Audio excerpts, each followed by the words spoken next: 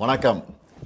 தமிழ்நாட்டின் வாசல் வர வந்துட்ட பேராபத்தை பற்றி சொல்லவும், ஒன்றிய பாஜக அரசுக்கு எச்சரிக்கை விடுக்கவும் தான் இந்த வீடியோ. தேர்தல் பிரச்சாரத்துக்காக நிற்காம ஓடிக்கிட்டே இருந்தாலும் இந்த கடமையை தவிர்க்க முடியாது.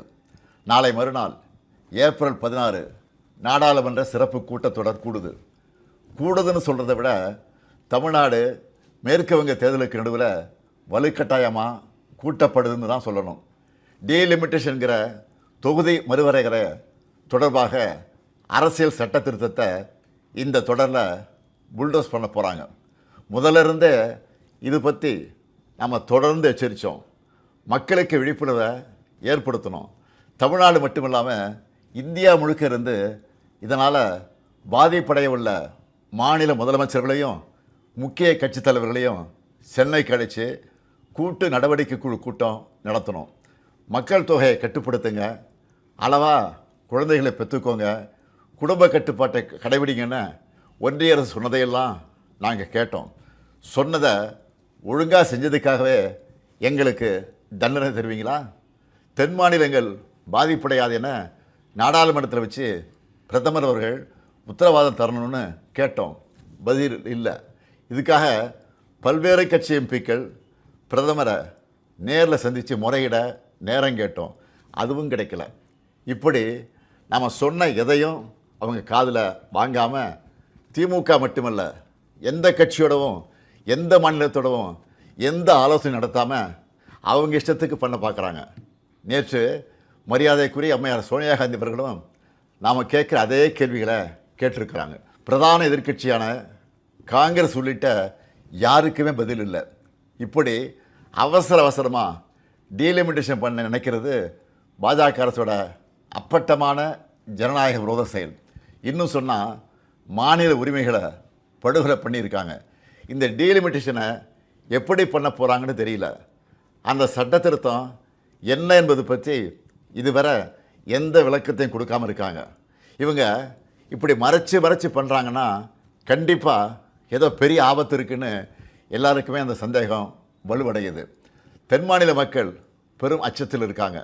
நான் ஒன்றிய பாஜக அரசுக்கும் மாண்புமிகு பிரதமர் மோடி அவர்களுக்கும் இந்த நேரத்தில் முக்கியமாக ஒன்று சொல்லிக்கிறேன்.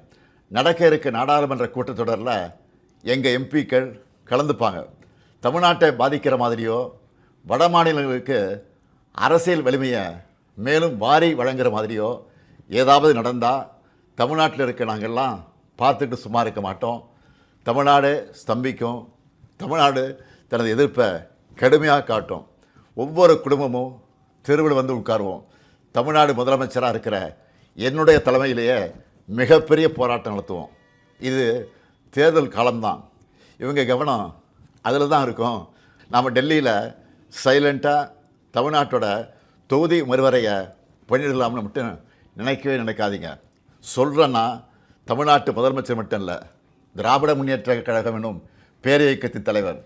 நீங்கள் இதுவரை பார்க்காத தமிழ்நாட்டை பார்க்க வேண்டியிருக்கும். 50கள் 60களில் பார்த்த பழைய திமுகவை இந்தியா திரும்பவும் பார்க்க வேண்டியிருக்கும். இவன் என்ன மிரட்டுகிறான்னு நினைக்காதீங்க. நான் உங்களை எச்சரிக்கிறேன். நீங்கள் அதை மிரட்டல்னு நினச்சாலும் எங்களுக்கு கவலை இல்லை. ஆம், தமிழ்நாட்டிலிருந்து அனுப்பி வைக்கப்படும் எச்சரிக்கை இது. தேர்தல், ஆட்சி அதிகாரம் இதெல்லாம் எங்களுக்கு 2ஆம் பட்சம்தான். நாங்கள் சுயமரியாதைக்காரங்க. எங்களுக்கு கொள்கை தான் முக்கியம், மாநில உரிமைகள் தான் முக்கியம். அதுதான் பேரறிஞர் அண்ணாவும் முத்தமிழறிஞர் கலைஞரும் எங்களுக்கு கொடுத்துட்டு போன உயிர் கொள்கை. தமிழ்நாட்டுக்கு தவறழிச்சிட்டு வழக்கம் போல் சும்மா கடந்து போக நினச்சா நடக்கிறதே வேறு. சட்டமேதை அண்ணல் அம்பேத்கர் அவர்களின் பிறந்தநாளில் அவர் மேல் ஆணையாக சொல்கிறேன், தமிழ்நாடு பாதிக்கப்பட்டால் இந்தியாவையே திரும்பி பார்க்க வச்சுடுவோம். மாண்புமிகு பிரதமர் மோடி அவர்களே, மீண்டும் சொல்கிறேன், இது தமிழ்நாட்டிலிருந்து உங்களை நோக்கி விடுக்கப்படக்கூடிய இறுதி எச்சரிக்கை. Tamil Nadu will fight, Tamil Nadu will win. Tamil Nadu போராடும், தமிழ்நாடு வெல்லும்.